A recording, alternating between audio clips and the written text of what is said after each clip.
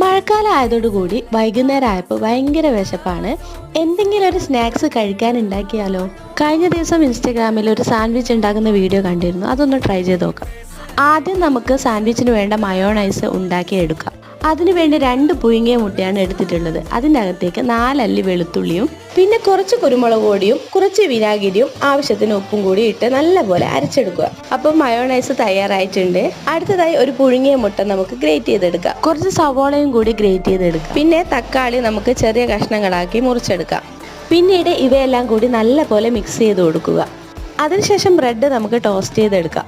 നമ്മൾ തയ്യാറാക്കി വെച്ച മയോണൈസും ഗ്രേറ്റ് ചെയ്ത സാധനങ്ങളും അതിൻ്റെ മുകളിൽ ആഡ് ചെയ്ത് കൊടുക്കുക. വളരെ എളുപ്പത്തിൽ തയ്യാറാക്കാൻ പറ്റുന്ന ഒരു അടിപൊളി സാൻഡ്വിച്ച് ആണിത്. അപ്പോൾ എല്ലാവരും ഇതൊന്ന് ട്രൈ ചെയ്ത് നോക്കണേ. ഇനി ഇത് നമുക്കൊന്ന് കഴിച്ചു നോക്കാം. നല്ല അടിപൊളി ടേസ്റ്റാണ്. നിങ്ങൾ മസ്റ്റായിട്ട് ട്രൈ ചെയ്ത് നോക്കണം. എല്ലാവർക്കും ഇഷ്ടപ്പെടും. അപ്പോൾ വീഡിയോ ഇഷ്ടപ്പെട്ടാൽ ഒന്ന് സപ്പോർട്ട് ചെയ്യണേ.